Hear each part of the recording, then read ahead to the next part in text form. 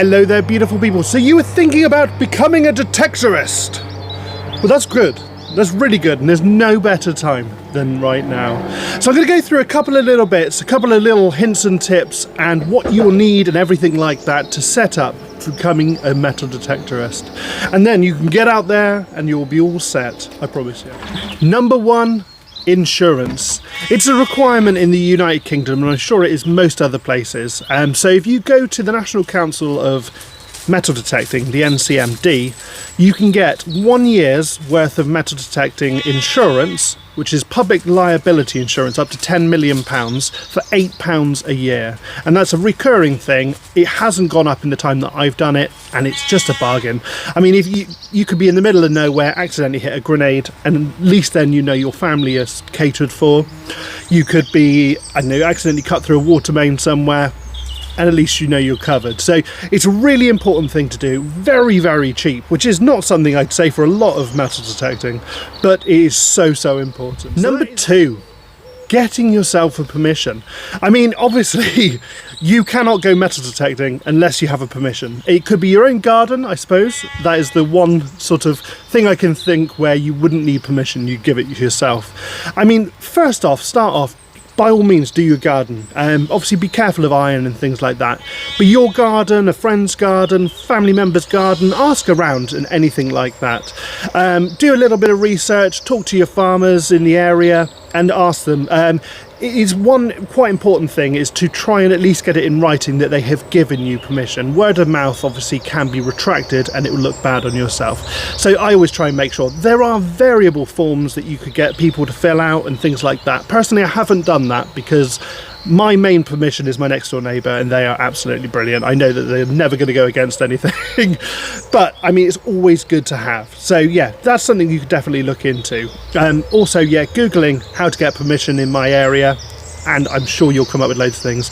Another thing that I would suggest is farm shops, stables, things like that. I mean, stables can be a bit funny because obviously with digging holes you can make divots which could hurt their horses' hooves and things like that. But I mean, there are loads and loads of sort of agricultural companies which might let you metal detect on their land, and it's always worth a go. So yeah, farm shops, and then like there's cafes that are out in sort of sticks and things like that. Yeah, give it a go, and yeah, don't tell them I sent you. Number three would obviously be your kit. You need to have kit, otherwise you're not going to get very far. So first up, I would recommend a metal detector. I started out with the Quest X10 Pro. I thought it was a brilliant machine. Obviously it doesn't have the targets or the depth or anything like that that the sort of newer models and things like that have. But I went from this to the Q30 Plus. This is actually being given away when I hit 1,000 subscribers. So yeah, stay clear for that. Yes, so I went from that to the Q30 Plus, and then I upgraded from the Q30 Plus to the Minelab Equinox 800. Have a bigger coil with it, and also this one as well. And I just think it's mint. It is brilliant. I mean, it's quite expensive, but it's just, you get what you pay for, don't you? So yes, starting off, I'd have that. A pinpointer. Some people don't think about using pinpointers, or they don't recommend pinpointers because they just find it easy enough without them. But personally, it's 10 times faster, 10 times more enjoyable, and it's just a simple, easy, pocketable bit of kit that just get you so far. Yeah, you can't go wrong with a good pinpoint. Shovel. Yeah, I mean, you can't do an awful lot without the shovel. I mean, you could do it with a trowel. I've got myself a hand trowel here and a digging tool which has a little serrated edge for cutting through roots and things like that. I scarcely used it, to be quite honest, because this is just brilliant. Get yourself a good shovel and you just can't go wrong. I mean, one thing I would add, when digging holes, try and keep it, dig 3/4 of it and leave a little hinge. That way it will stop any of the roots dying out, stop the grass dying out, and stops you getting in trouble on your permissions or in your garden or anything like that. The last thing you want is your wife or your parents or whoever coming after you and saying, look what you've done to the garden, you've ruined it. So yeah, I wouldn't recommend that at all. Wellies. I mean, you cannot go wrong with a good pair of wellies. Make sure they're not steel toe capped. I mean, I made the mistake. I ordered non-steel toe cap. They sent me steel toe caps. It was the worst thing ever because every step you make, you get a target. and it's your own feet. So no, good pair of wellies or a good pair of shoes without metal in them. I mean, a lot of the eyelets and things like that have metal in them, so try and find a pair of shoes that don't include those. They do exist. I personally haven't found any yet, especially for my size 14 feet, but these are excellent. Next item I would recommend is a finder's pouch. I mean, anything you get, you can chuck in your pockets, but your trousers are going to get dirty, you're going to get gross. I mean, good finder's pouch, you could just stick it all in there, and you've got good compartments inside to separate your sort of good finds from your iron to whatever. So they're always a good piece. And also, obviously, a hat, because the last thing you want is to be burning the top of your head or burning your necks and things like that. So it's always good to have. I mean, I scarcely wear them, but they are definitely recommended. I've got a couple of these, so it's definitely worth having. Next item, a good backpack. Obviously you can stick drinks in there, food in there, toilet roll in there. You never know how long you're going to be in the field for, how close the amenities are, so you need a good bag.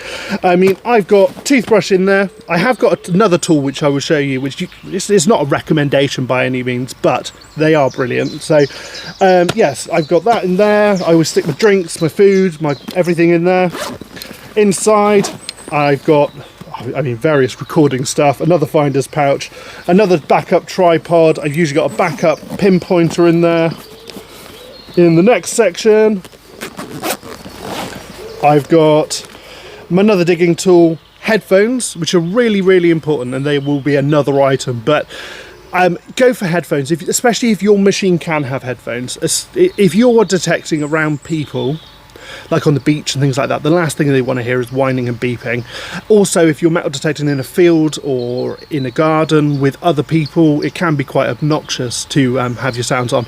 Personally, thankfully, a lot of the places I go, I'm on my own, and it doesn't really bother anyone, so it's not too bad. But I've always got them just in case. I've got another digging tool. I've also got variable pegs. These were brilliant, especially if you were running short of time or you want to quickly go around, get some targets out and compare them. They're really good at just marking a place, so that's all good. I've also got a pocket full, I mean, there's a little plug for my buttons there, of buttons and various other things I've found. So in this one, yeah, all my pegs and that one there.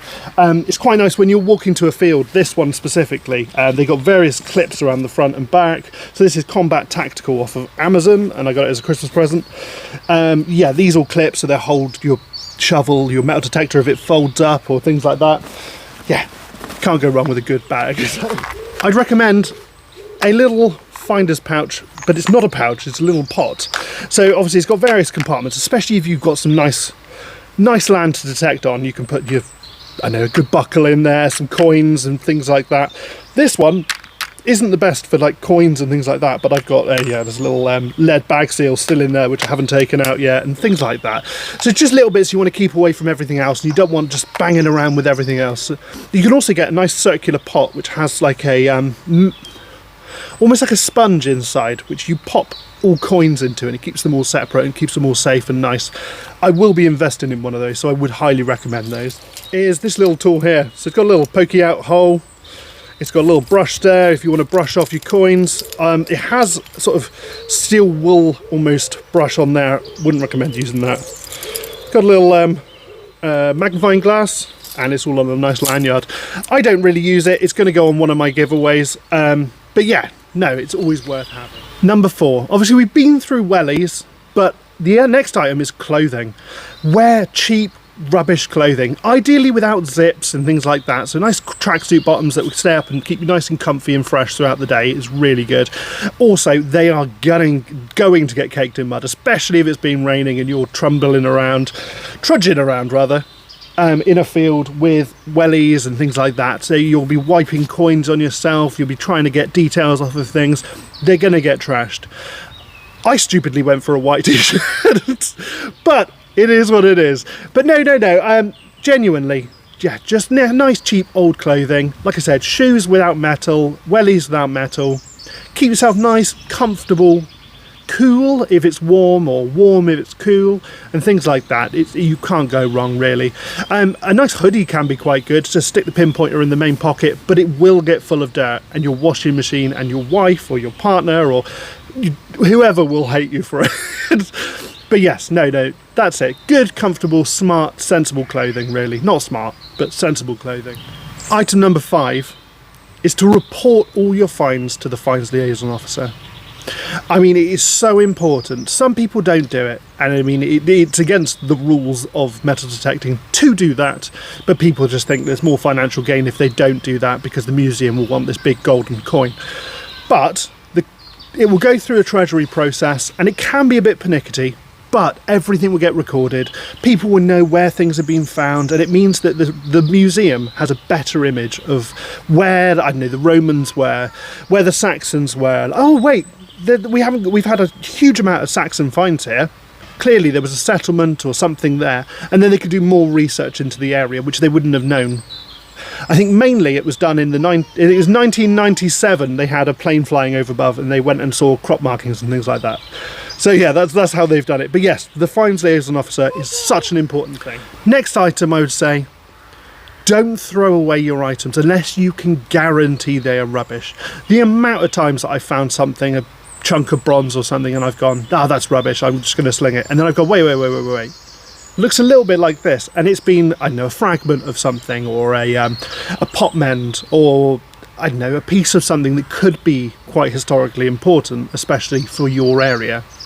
I found a fragment of a brooch. Thankfully, it was beautifully designed. Otherwise, I would have just chucked it. I mean, it would have been just a piece of bronze, and I wouldn't have been excited about it. Passed it on to my finds liaison officer, and it was the only of its kind found in the UK late Roman brooch. And I was just like, oh, whoa, okay. Yeah, that's incredible. So yeah, that's in the finds liaison process still, and yeah, various other stuff. But like I said, it's so important. Also, if you're going through all your stuff, find a Facebook finds group and things like that. It doesn't matter how often you post on there. People might get slightly irritated, but if you're starting out and you can explain that to them, they will be so helpful for you. They will say what to find, what not to find, and yeah, that's the best thing to do, really. I think it's just so important to do that. Next thing, don't expect to find great things. You can go through YouTube and most other channels on YouTube, and they'll be like, I found this gold, I found this silver, I found this silver, I found this silver, I found this gold, I found this, I found this, I found this. A lot of it is not real. I mean, I don't know how to put that. I've got videos out there which look like they could have been faked. I have videos out there which are just pure rubbish all the way through. I've had a week or 2 weeks or 3 weeks where I haven't found anything bar a couple of coins. That is the truth of it. I mean, you could go round, it doesn't matter if you're on this beautiful Roman battlefield or this beautiful Roman landscape. I mean, we went to Metal Detect on a Roman site, and it had a big building. We knew exactly where the building was because we could see it from the sort of satellite photos. We didn't find anything. We never found a Roman coin, never found anything. It was silly, really. But there was nothing at all. I mean, we went round, I found a bit of bronze, and mainly just nails and things like that. That's the likelihood you're going to find, unfortunately. Unless you can really get in tune with your machine, which I still am not. But yeah, I mean, yeah, it doesn't matter how long you've been doing it for. You will still make these mistakes. You will still have these things. Like, you cannot go out and expect to find everything. You might go out to a field and find button because it had been led to shoddy at one point. Shoddy is where they used to put loads and loads of outfits and clothing all over the field to sort of rot down as sort of fertiliser and to protect the crops and things like that. Right, you lovely lot. So that's basically it.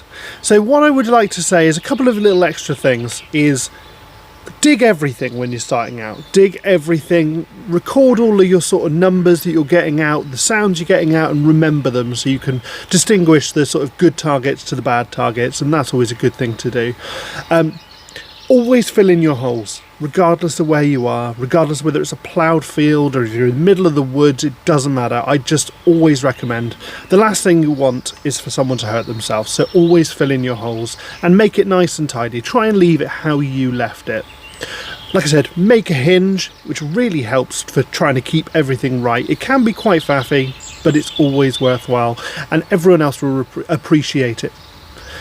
So yes, that's what I definitely do. The last thing I can offer to you is to do your research. There are so many different things, old maps and everything online. research, research, research.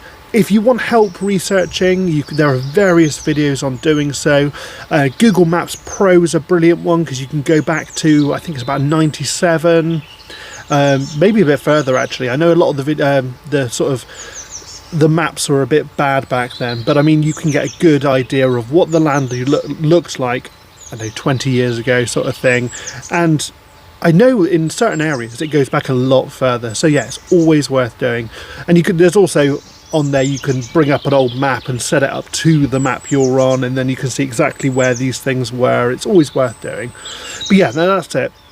I hope this has been really helpful for you guys. It's taken a little while to put it all together, but I will, if you would like me to go in depth with any of the other parts, just let me know down below in the comments section. Give me a little like, give me a subscribe, check out some of my other videos. You can have a little, I've got various tutorials on the detectors I've had and detectors I've got. So yeah, have a little look around, see what sort of things you might be able to find in your area, and yeah, let me know how it gets on, because I always love knowing sort of success stories and hearing what's happened. So yeah, thank you all ever so much for joining me on this, and I'll see you guys in the next video. Cheers now.